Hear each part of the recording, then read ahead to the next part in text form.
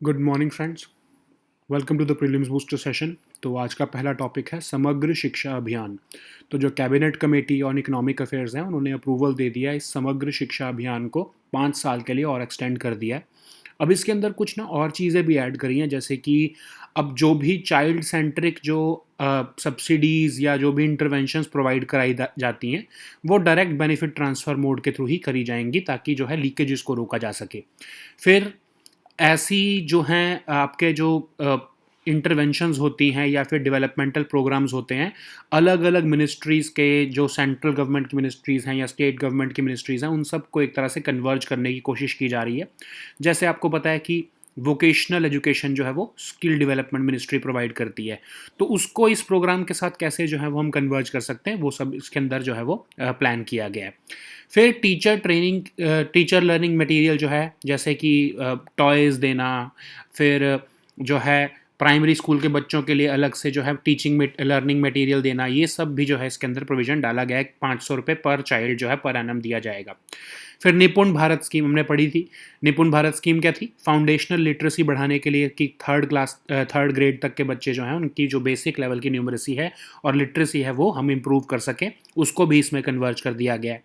फिर निष्ठा निष्ठा आपको पता है ट्रेनिंग मॉड्यूल्स थे टीचर्स के लिए, उसको भी इसके अंदर डाला गया है। पारख पारख भी नेशनल असेसमेंट सेंटर था, जिससे कि परफॉर्मेंस कैसी है स्कूल एजुकेशन में उसको जो है हमारे नेशनल एजुकेशन पॉलिसी के अंदर ही एक पार्ट था ये पारक, इसको भी इंक्लूड किया गया इसमें। फिर स्पोर्ट्स ग्रांट देने की भी बात की जा रही है।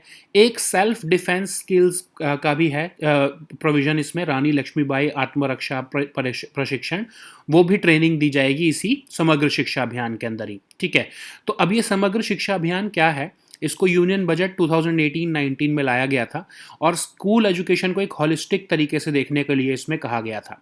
फिर इसको प्री स्कूल लेवल से लेके क्लास 12 तक के लेवल तक इसको जो है इम्प्लीमेंट करने की बात थी इसमें। और जो पुरानी 3 स्कीम्स थी हमारी, जैसे सर्व शिक्षा अभियान, राष्ट्रीय माध्यमिक शिक्षा अभियान और टीचर एजुकेशन, इन तीनों को इसके अंदर ही सबस्यूम कर दिया था, इसको एक अम्ब्रेला स्कीम बना दिया था समग्र शिक्षा अभियान को। अब जिसको जो है स्टेट लेवल पर जो है स्टेट इम्प्लीमेंटेशन सोसाइटी जो है वो इम्प्लीमेंट करती है, एक सेंट्रली स्पॉन्सर्ड स्कीम है ये।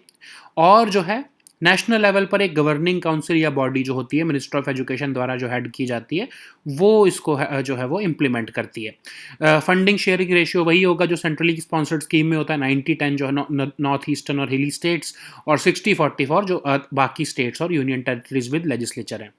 फिर इसके अंदर मेन फोकस टीचर और टेक्नोलॉजी के ऊपर रखा गया है। कैसे आप जो है वो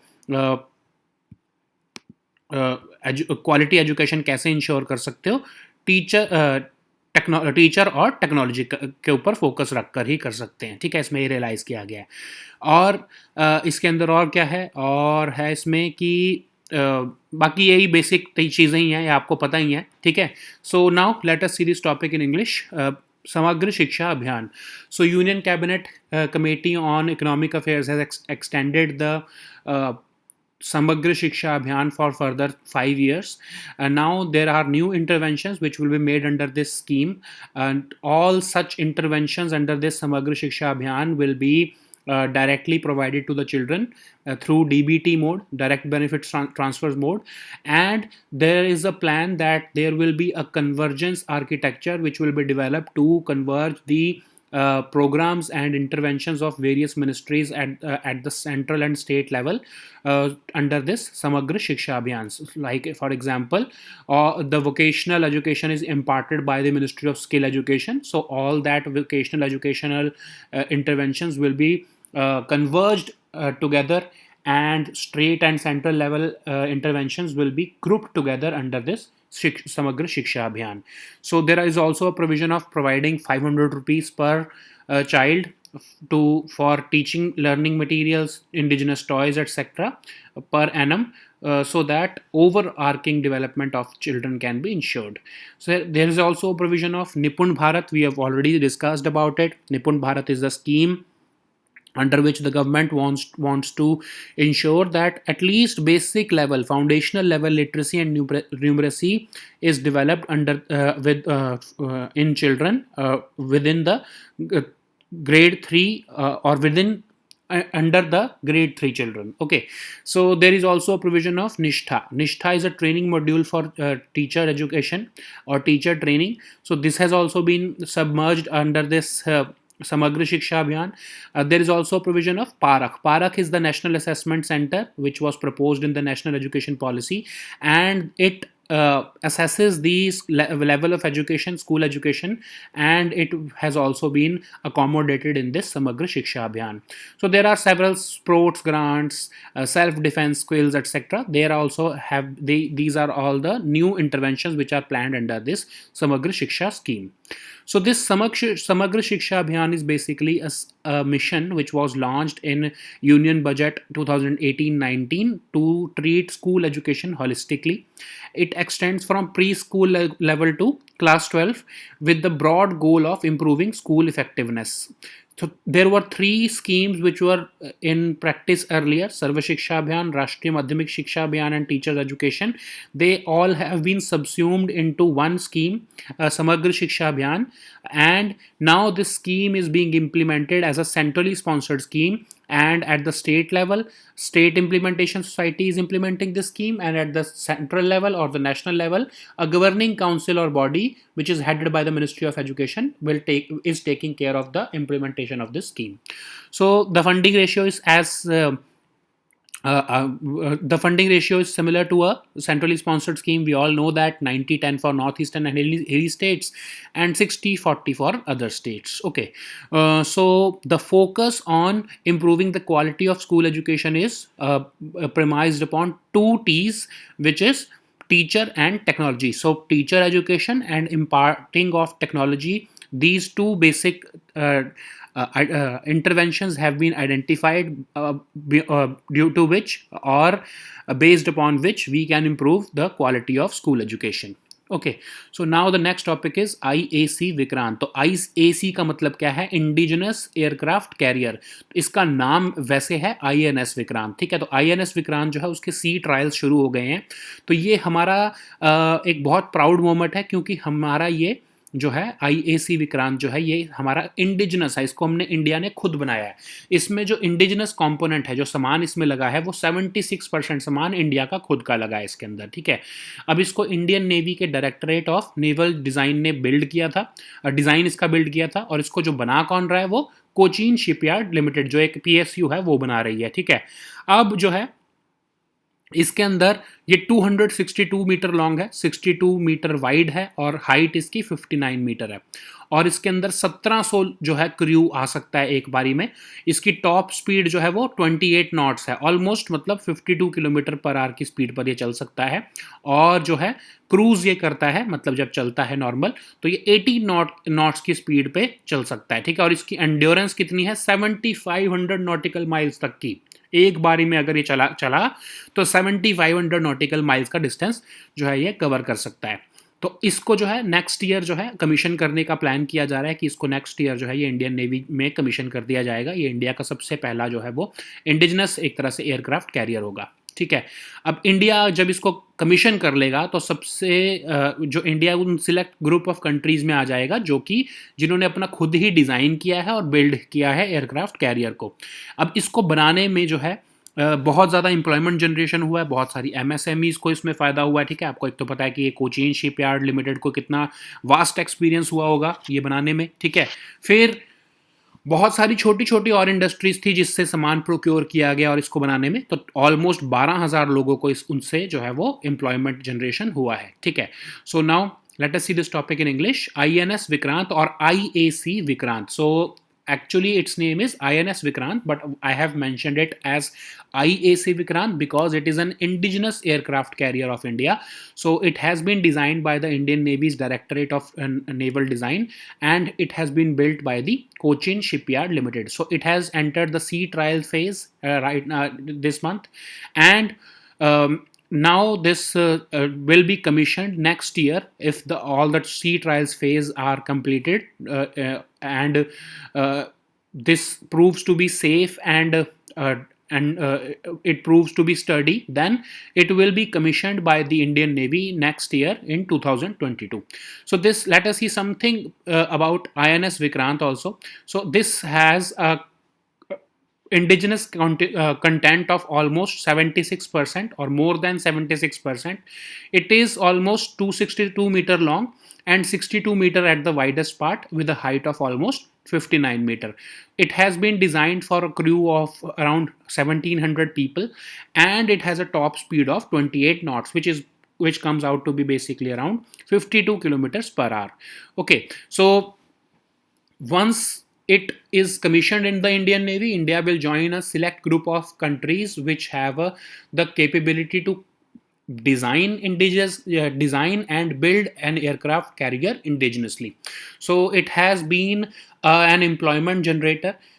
Apart from the Cochin Shipyard Limited, it has also provided direct or indirect employment to 12,000 employees working in the ancillary industries which were providing equipment or uh, ancillary support to the construction or building up of this aircraft carrier. Okay, so now let us see the next topic, which is fast track special courts. तो जो है union cabinet ने 1023 fast track special courts को मंजूरी दे दी है और 389 उसके अंदर जो है वो एक्सक्लूसिवली पॉक्सो कोर्ट्स हैं। और ये पॉक्सो कोर्ट्स क्या होते हैं आपको पता है ना, चिल्ड्रन के लिए जो चिल्ड्रन से रिलेटेड जो सेक्सुअल क्राइम्स होते हैं उससे डील करने के लिए पॉक्सो एक्ट है जो हमारा 2012 का। तो उसके लिए स्पेशल कोर्ट्स को अप्रूवल दे दिया है एक सेंट्रली स्पॉन्सर्ड स्कीम में। तो इसमें जो सेंट्रल गवर्नमेंट का जो कंपोनेंट होगा वो निर्भया फंड जो बना है उसी में से जो है वो सेंट्रल गवर्नमेंट कंट्रीब्यूट करेगी। तो ये special fast track special courts होते क्या हैं, स्पीडी जस्टिस प्रोवाइड करने के लिए इनको बनाया जाता है। और ये एक तरह जो सेक्सुअल ऑफेंडर्स हैं उनको डराने के लिए, ये कि हम जल्दी जल्दी जो है जल्दी स्पीडी जस्टिस देंगे, उनको डराने के लिए इसको बनाया जाता है। ठीक है, फिर अब कहा जा रहा है कि इसको अभी जो है करंटली ये 28 स्टेट्स में जो है ये अवेलेबल हैं, लेकिन प्रपोजल ये है कि इसको सारे स्टेट्स में 31 स्टेट्स में इनको जो है हम एक्सपैंड करेंगे और स्टेट्स को हम सपोर्ट करेंगे या यूटीज को सपोर्ट करेंगे कि वो जो फास्ट ट्रैक स्पेशल कोर्ट्स का यूज़ करके जो सेक्सुअल ऑफेंसेस हैं उनको जो है वो जल्दी से जल्दी जो है वो उनके विक्टिम्स को स्पीडी जस्टिस इंश्योर करें। ठीक है, इसका इम्पैक्ट क्या होगा, एक तो सेफ्टी और security of women and girl child होगी, फिर जो है पेंडेंसी ऑफ केसेस जो हैं वो कम होंगे और स्पीडी एक्सेस टू जस्टिस मिलेगा विक्टिम्स को, और जुडिशियल सिस्टम जो कि केस पेंडेंसी से जो है वो तंग है, जो बर्डन है उसके ऊपर वो कम हो जाएगा। ठीक है, so now let us see this topic in English. Fast track special courts. So union government has approved the continuation of 1023 fast track special courts, which also includes 389 exclusive POCSO courts, and this will be a centrally sponsored scheme. Okay, so it will continue till 31st March 2023, and as it is a centrally sponsored scheme, center will have to contribute 60% in case of normal states and 90% in case of hilly or northeastern states. So the central component will be paid out of the Nirbhaya fund, which was created after the 2012 Nirbhaya gang rape. Okay, so this what are these fast track special courts? So these fast track special courts are dedicated courts which are providing speedy justice to the victims, and they act as deterrence framework for sexual offenders. Okay, so the proposal is to expand these courts, which are currently covering only 28 states, to all the 31 states of the country. And through this scheme, the government wants to support the state and UT governments for providing time-bound justice to the victims of sexual offences. So, what will be the impact of this scheme? So, the impact will be that safety and security of women and girl child will be ensured. The pendency of cases related to rape and POCSO Act will be reduced. Speedy access to justice will be provided to victims, and the judicial system, which is burdened by the pendency of cases, will be declogged. Okay, so these are the intended objectives of this fast track special court scheme. Okay, so now let us see the next topic, which is dam rehabilitation and improvement project. तो जो है government of India ने जो है world bank के साथ जो second phase शुरू हुआ है, अभी हमने लास्ट ईयर ही पढ़ा था इसके बारे में, अक्टूबर 2022 में अक्टूबर 2020 में इसका सेकंड फेज शुरू हुआ था dam rehabilitation and improvement project का। तो 2011 में जो है फर्स्ट फेज शुरू हुआ था। ठीक है, और जो है अब इसका सेकंड फेज शुरू हुआ। तो ये प्रोजेक्ट क्या है, बेसिकली हम अपने जो डैम्स हैं उनकी सेफ्टी और जो है सिक्योरिटी जो है उसको जो है वो इम्प्रूव करना चाहते हैं। तो उसके लिए ये डैम्स की रिहेबिलिटेशन और इम्प्रूवमेंट का ये प्रोजेक्ट शुरू किया गया था। फर्स्ट फेज जो है वो कंप्लीट हो चुका है, सेकंड फेज का जो फर्स्ट पार्ट है वो शुरू हो चुका है, ठीक है। तो उसके लिए जो $250 मिलियन का लोन एग्रीमेंट वर्ल्ड बैंक के साथ साइन कर लिया गवर्नमेंट ऑफ इंडिया ने, और $250 मिलियन का एशियन इंफ्रास्ट्रक्चर इन्वेस्टमेंट बैंक के साथ भी जो है वो बात चल रही है कि 250 मिलियन वहां से भी मिल जाएंगे। तो बैकग्राउंड इसका यही है कि 2011 में शुरू हुआ था ये प्रोजेक्ट, और अप्रैल 2012 में मिनिस्ट्री ऑफ वाटर रिसोर्सेज, अब ये मिनिस्ट्री ऑफ जल शक्ति बन चुकी है, तो उस सेंट्रल वाटर कमीशन के थ्रू जो है इस प्रोजेक्ट को जो है वो फॉर्मुलेट किया गया था, इसको बनाया गया था, डिज़ाइन किया गया था, और 6 साल के लिए प्रोजेक्ट को बनाया गया था, ठीक है। फिर इसके अंदर 2100 करोड़ का बजट था, और इसमें वर्ल्ड बैंक की असिस्टेंस मिली थी इसमें 2100 करोड़ रुपए की। और जो है 4 स्टेट्स मेनली केरला, मध्य प्रदेश, ओडिशा और तमिलनाडु में 223 ऐसे डैम के प्रोजेक्ट जो आइडेंटिफाई किए गए थे जहां पर जो है ये रिहैबिलिटेशन और इम्प्रूवमेंट की जानी थी। बाद में कर्नाटका, उत्तराखंड और दामोदर वैली कॉरपोरेशन जो है उनके भी कुछ सिलेक्टेड जो डैम्स थे उनको जो है वो इंक्लूड किया गया था, और उसके बाद जो है वो नंबर बढ़कर 223 से बढ़कर वो 257 हो चुका था, ठीक है। तो वो अब कंप्लीट हो गया। तो उसके बाद जो सेकंड फेज वो शुरू हुआ है अक्टूबर 2020 में, जिसमें 19 स्टेट्स और 3 सेंट्रल एजेंसीज जो हैं वो पार्टिसिपेट कर रही हैं। प्रोजेक्ट की कॉस्ट उसमें 10,000 करोड़ के आसपास है, जिसमें एक्सटर्नल फंडिंग जो है वो ज़्यादा है, 7,000 करोड़ की तो ऑलमोस्ट जो है एक्सटर्नल फंडिंग मिलनी है, और जो 3,000 करोड़ के आसपास का जो बचा उसमें जो है स्टेट गवर्नमेंट्स और सेंट्रल गवर्नमेंट्स आपस में मिलकर जो है वो कंट्रीब्यूट करेंगी। इसके अंदर इस सेकंड फेज के अंदर 736 डैम्स जो है वो कवर किए जा रहे हैं, और जो है जो 223 जो डैम्स थे वो पहले हो चुके हैं, जो है वो फर्स्ट फेज में उनको कवर किया जा चुका है, ठीक है। अब इंडिया जो है वो चाइना और यूएस के बाद जो है वो थर्ड नंबर पर है ग्लोबली डैम्स की कंस्ट्रक्शन में और ऑपरेशन में, ठीक है। अब इसके ऑब्जेक्टिव्स क्या हैं? यही ऑब्जेक्टिव्स हैं कि रिहैबिलिटेशन करना, डैम्स की इम्प्रूवमेंट करना, उनकी जो पुराने हो चुके हैं, ठीक है।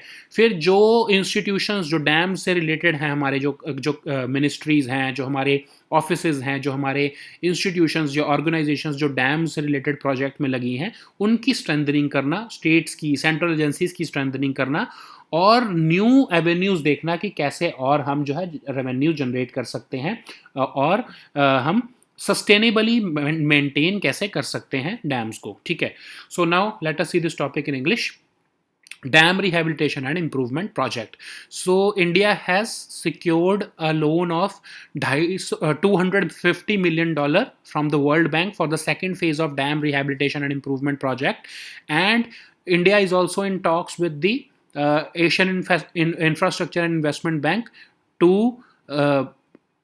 gain almost a similar amount from this AIIB institution also. Okay, so the background of this project is that in 2011 this project was envisaged by the Ministry of Water Resources, and in 2012 it asked the Central Water Commission to propose a project, and this project was launched in 2012 with a 6-year objective, with a 6-year period during which this rehabilitation and improvement of dams in the country were to be facilitated.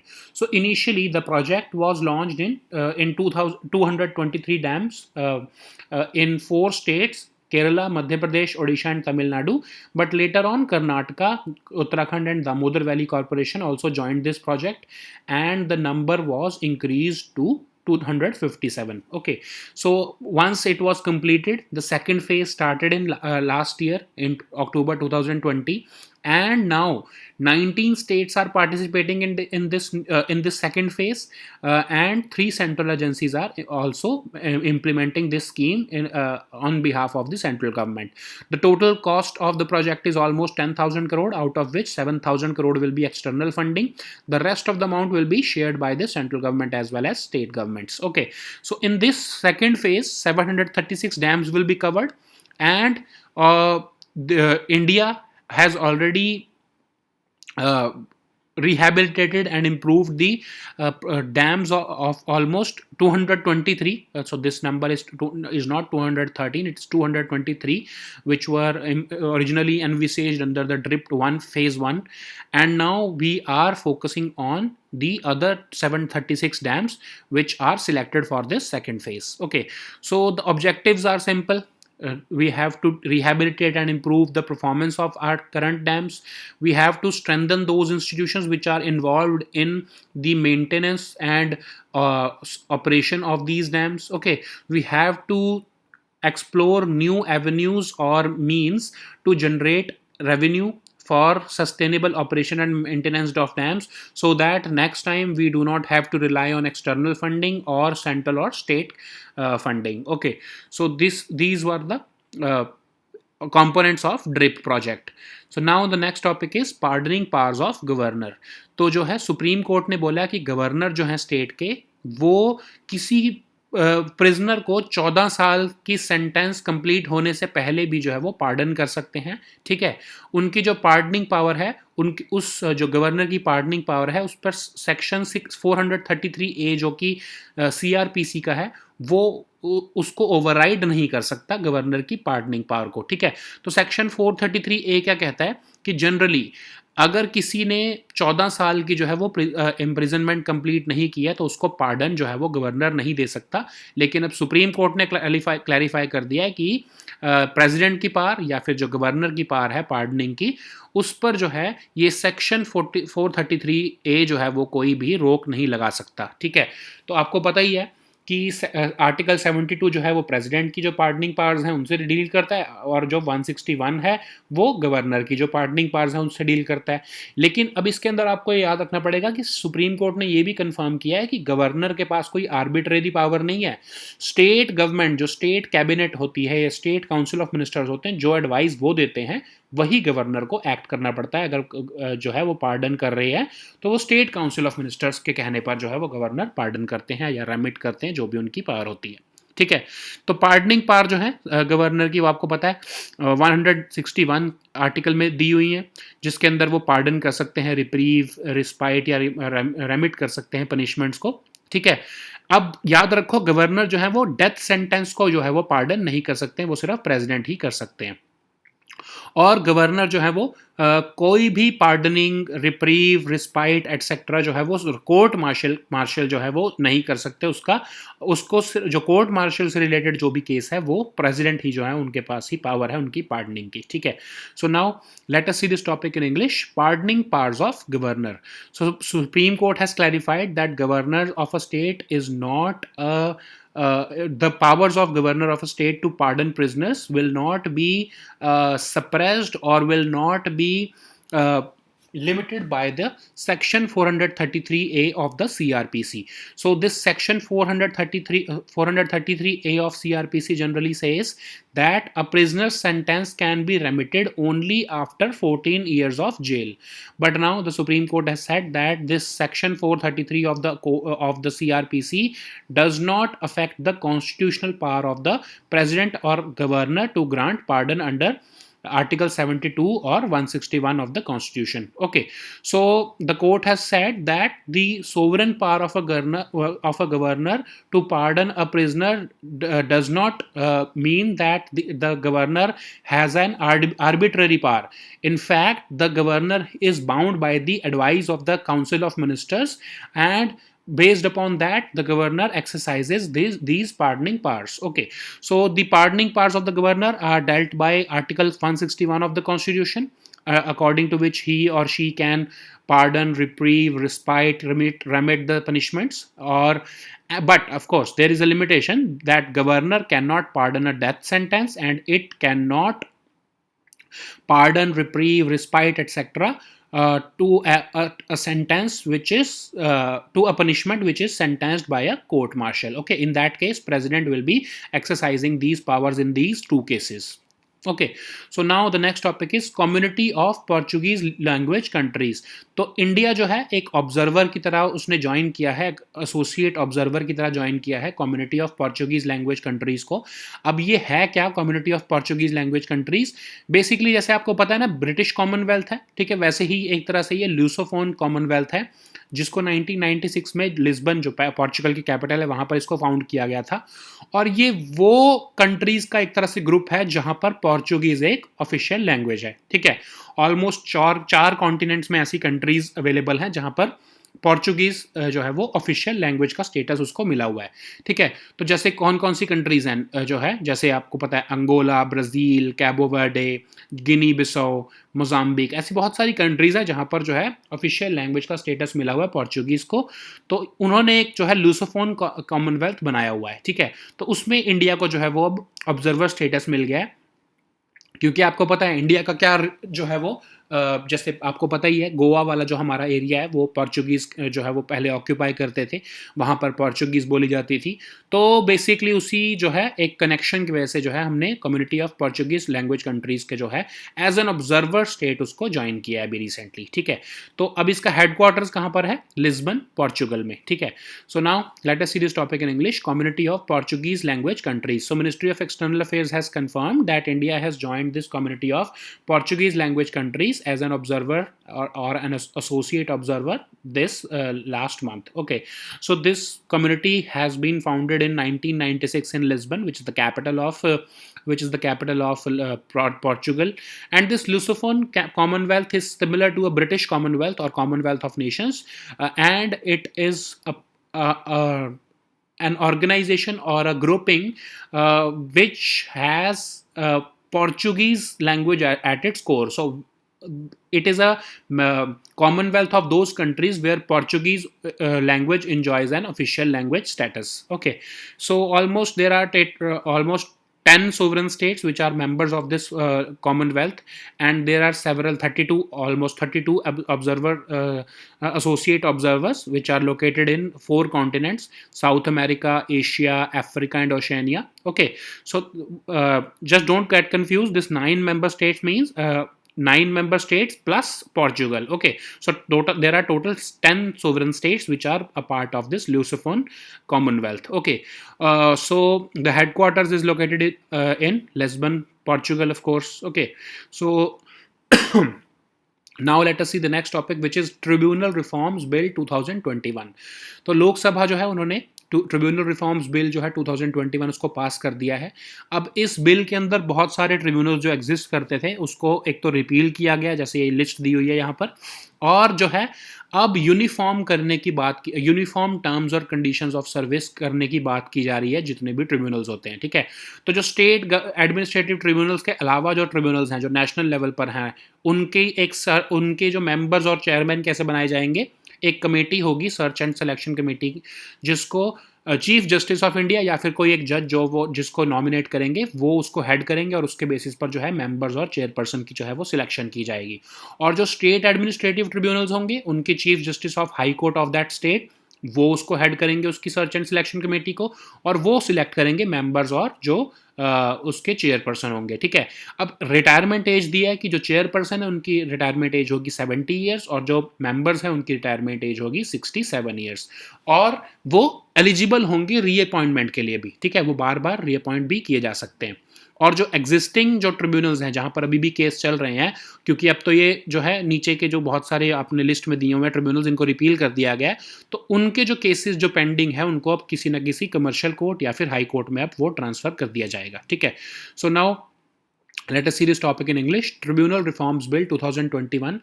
So we have already discussed that the government has issued an ordinance in April 2021 regarding repealing of certain tribunals, and now they have introduced this tribunal reforms bill 2021 in the Lok Sabha.